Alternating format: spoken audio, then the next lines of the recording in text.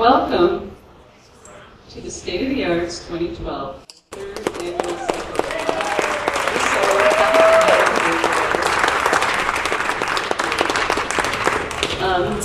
in this bubble of magic here, we're really excited to present to you some extraordinary speakers and participants. So, my name is Kate McCallum, and I'm the founder and executive director of the C3 Center for Conscious Creativity. It's an absolute delight to have you here today to share this extraordinary experience. The C3 was founded in 2004, and it's a 501c3 nonprofit organization focused on creating a better future for the arts and media, with an ever-expanding collective of dedicated individuals who are highly motivated to creating a better world. Members of the C3 combine traditional and transmedia storytelling and design strategies with emerging technologies to co-create educational and entertaining content, engaging and energizing those who wish to encourage and precipitate personal, social, and global transformation. The organization also connects arts, media, and entertainment professionals with researchers, educators, futurists, social entrepreneurs, and philanthropists.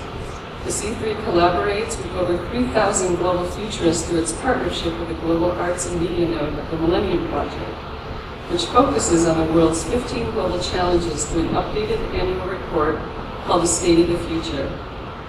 This year, we have partnered with the Electronic Music Alliance and have themed the symposium Amplify, because we all believe that what we're doing now together, all of you in the audience I know are also dedicated to this, amplifying a better world.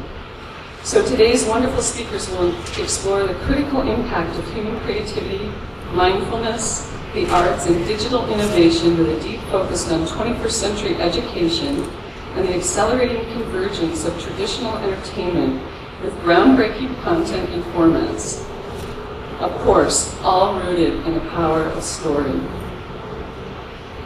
I want to thank all the amazing people who have come together to help today as well. And I'll make this as quick as I can, but our sponsors first and foremost, LA Center Studios, who have been just incredible hosts of our company and the films. They're absolutely amazing, and we just so appreciate all their support.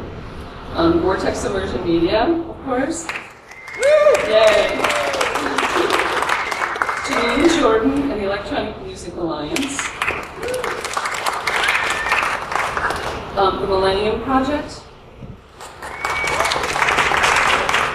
Zeiss, and the Society of New Communications Research. I also want to thank our event producer, Alexandra Lay, and her staff, and the Full Game Showcase producer, Steve Polinsky, and his staff. I also want to thank our wonderful volunteers, the fantastic artists who are showing their work today, and our in-kind sponsor donors. Everyone's listed on our website, so see so.com, and you can also see their credits there.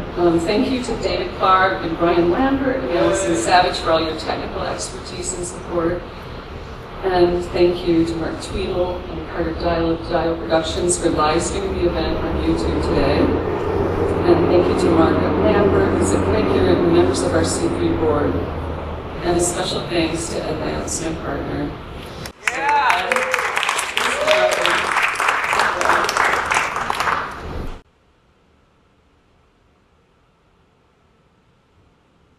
Everyone, nice intro, Kate. I also have to say, Ed has been up for 72 hours working on getting the dome together, so we so appreciate what he's dedicated himself to today.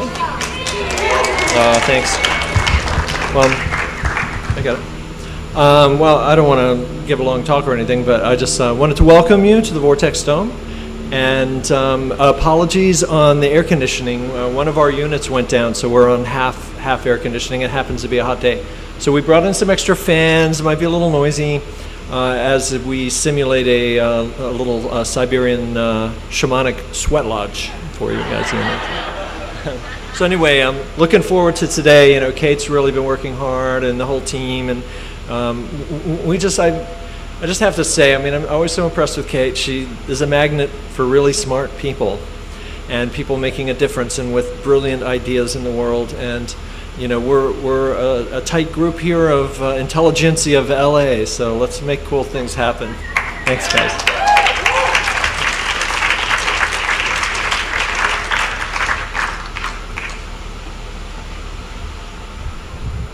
Thank you, Ed, Kate, Vortex, and C3, and for all of you for joining us.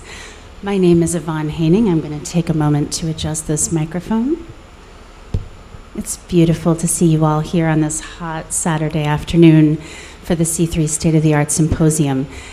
Every time you see me, I'm your interactive guide, Vaughn Painting, today. Every time you see me up here, I am your invitation to stretch, to take a deep breath, have a drink of water, stand up if you need to, don't get stuck in your chairs, move your arms, have fun.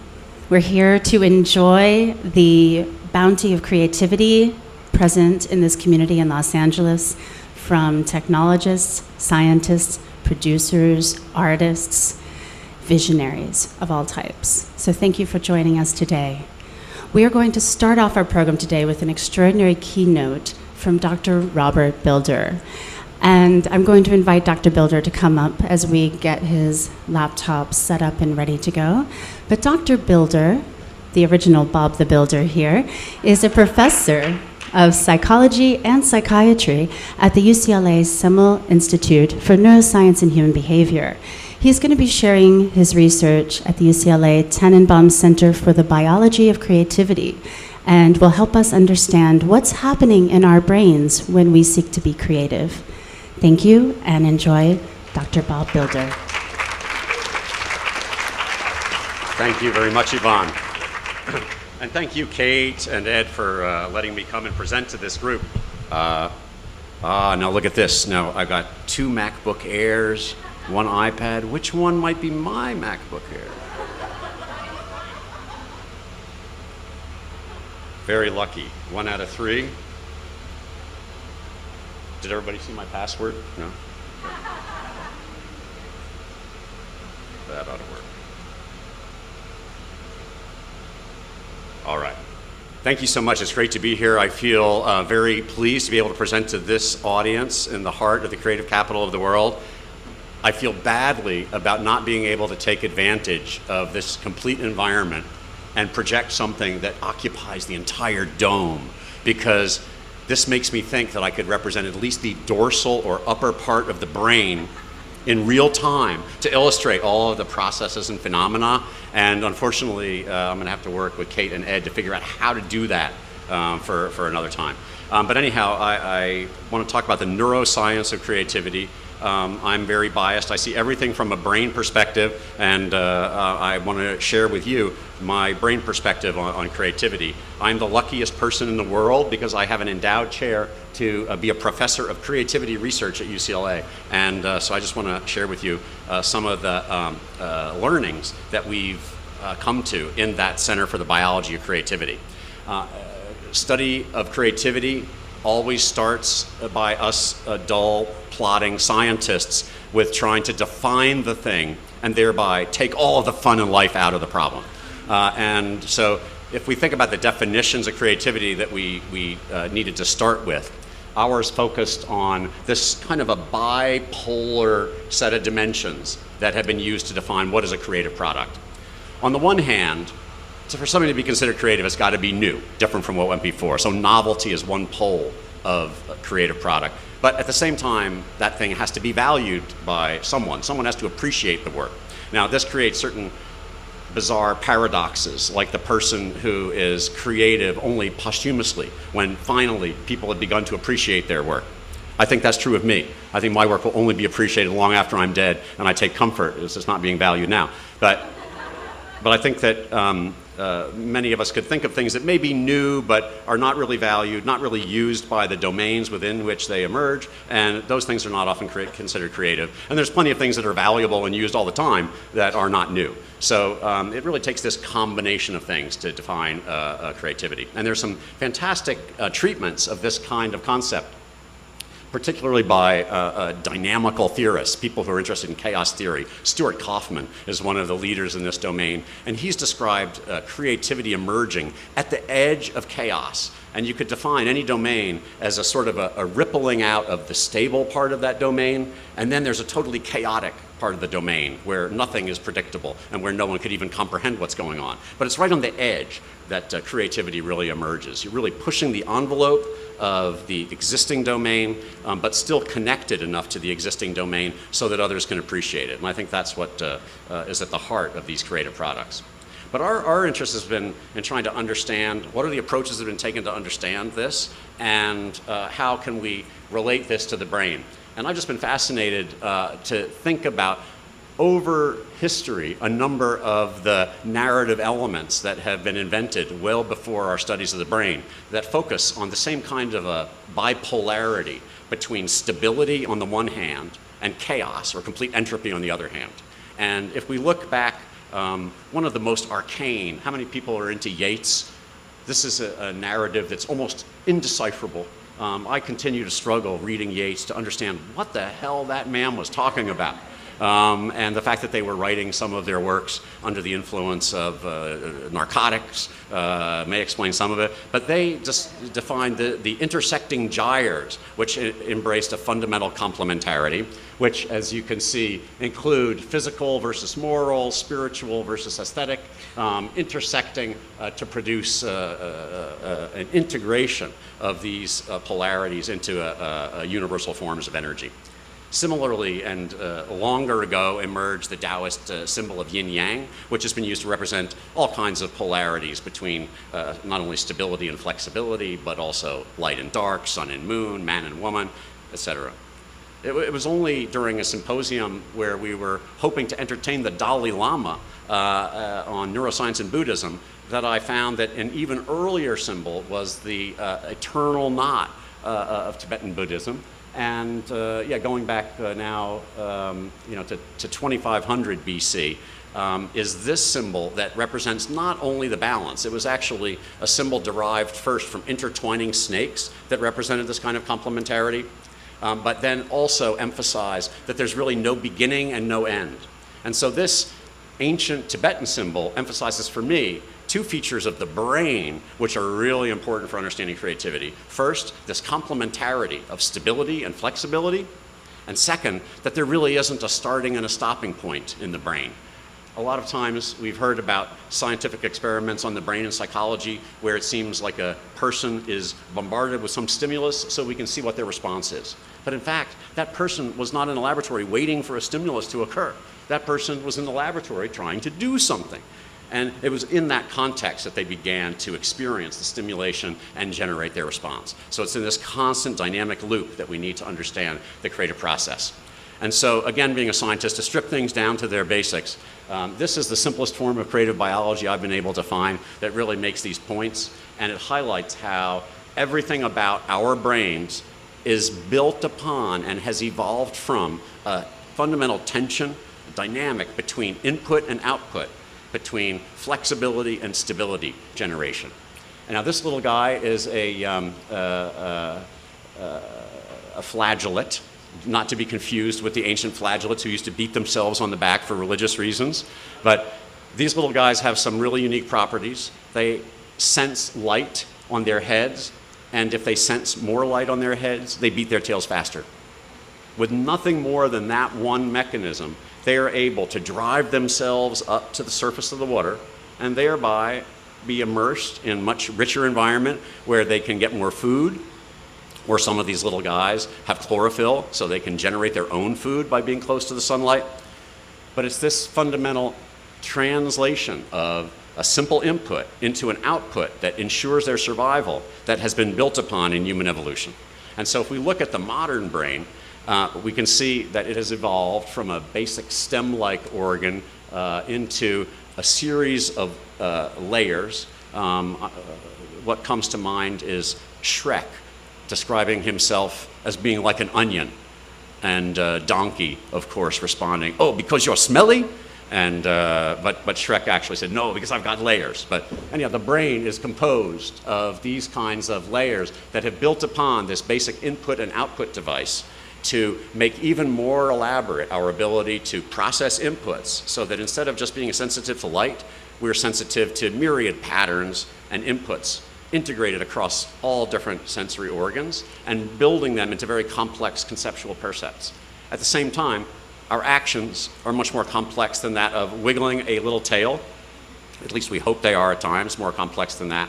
And indeed, we now have elaborate plans for action, which themselves are hierarchically elaborated. So we could think about the simplest action involving very simple movements of muscles, but more elaborate series of actions that involve complete sequences and ultimately high-level plans, goals, and values. We can't talk about the brain without showing pretty colored pictures, but the picture on the right shows how these regions that govern the most advanced parts of input and output processing have evolved over the last billion years. But I would put to you that this same fundamental tension dynamic that was present in the little tailed, the one-celled animal is still operating in humans today. So starting with that kind of a background on how do we go about balancing inputs and outputs in our brains, we tried to discern what are the components of cognition that we can study in human beings and in other species as well to try to get at the biological bases of creativity. And what we've been focusing on are a series of dimensions, really four, including generation, memory, inhibition, and drive and emotion in the center of these. And I'd like to just turn briefly to some examples of how we think each one of these things works. So the first component that we have identified as being critical to creative production and creative generation is generation itself. And it turns out that most creative products come from people who generate the most products.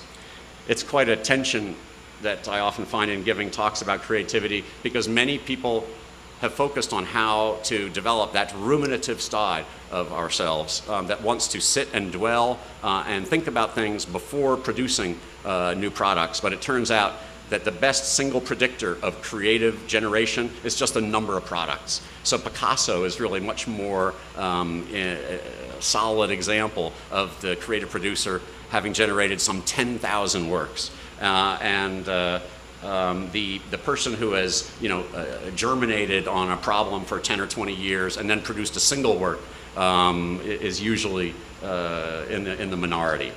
So we've been studying these fundamental mechanisms of generativity in the brain, and we know a lot about how they're controlled in the brain, the process of generation and putting things out there, how this is done across various species, which brain circuits and which genes control those brain circuits. It ties in very well to the now classic story of Anders Ericsson, and then was popularized by Malcolm Gladwell, of why it is that 10,000 hours of experience may be an important component of becoming a world-class talent in whatever your domain is. And then from that repertoire of things you're able to do by virtue of having practiced for 10,000 hours, you can then generate even more creative combinations. We've been able to study this in detail in birds, songbirds. These are cute little fellows. Everyone can recognize the male, which is the more attractive one, of course. And these birds, in order to attract mates, they have to sing to get a date, basically. And it's interesting that we can watch how their singing to get dates emerges right at a critical time in their development, at the bird puberty. And we can map exactly how their brains change. And we now have a handle on exactly which genes in their brains are switching on the ability to produce and generate. And we now learn that exactly that same system of genes that controls the song generation in the birds in the same brain regions, if it's damaged in humans, inhibits their ability to speak and to produce a coherent communication with other members of the species. So it looks as though what the science is identifying as a conserved set of biological principles that governs this entire generativity circuit. Now, the next thing I want to just touch on is inhibition. And most of the time when I talk about inhibition, people immediately focus on disinhibition and the idea that to be creative, we have to be able to disinhibit ourselves. And I think that that's true to a certain extent. But what we focused on more is the need for very good inhibition, positive inhibition, to inhibit the kinds of habits that interfere with our generating creative products. So in any given situation, there's what we would call a prepotent response. When you wake up in the morning to an alarm clock, the prepotent response may be to hit the snooze button. That does not take a lot of creativity. What takes effort is to overcome the generation of those prepotent responses and dig deeper. So we sometimes refer to this as trying to reach higher in the cognitive tree for those things that may come later. So if I ask you to tell me the names of as many animals as you can think of in 60 seconds as a standard neuropsychological test, somebody may say, start with lions and tigers and bears, which we refer to as the Wizard of Oz effect, because everybody has learned this. It's highly automatized, overlearned, and it's right on the tip of our tongues and the tip of our brains. But if you pause for a moment, inhibit that response, and then think, well, what would come deeper? Then you might be able to come up with something else. My favorite is the Bazenji, the African dog that laughs instead of barking, and somewhat less common. Now, in studying these things, we've also found genes that govern exactly these processes and the brain switches that enable us to inhibit one response and substitute another response. And I think there's a little example here I'd like to show you. I have to apologize. It's really embarrassing to come in front of a bunch of people who are Los Angeles creatives and show a poor quality video. I tried to get in touch with the guy from Animal Planet to get the rights to use a better quality, hoped he'd give me a better quality video, but he hasn't responded, so maybe you can help me with this. But here's somebody working on a problem, but he has to inhibit his, you can see his first response, right? First idea, got to inhibit that. I'm gonna get wet if I go that. But look at him, he's got plan B. There you go.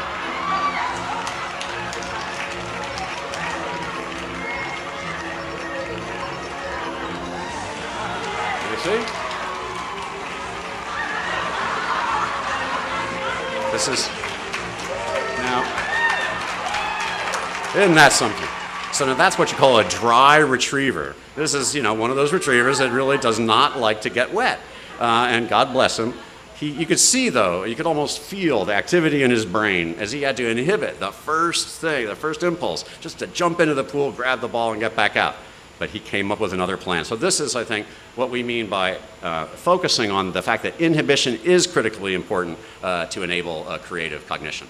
And then an easier one to understand is the workings of memory, and especially the workings of what we call working memory, which is the ability to maintain things in mind briefly, long enough to use them.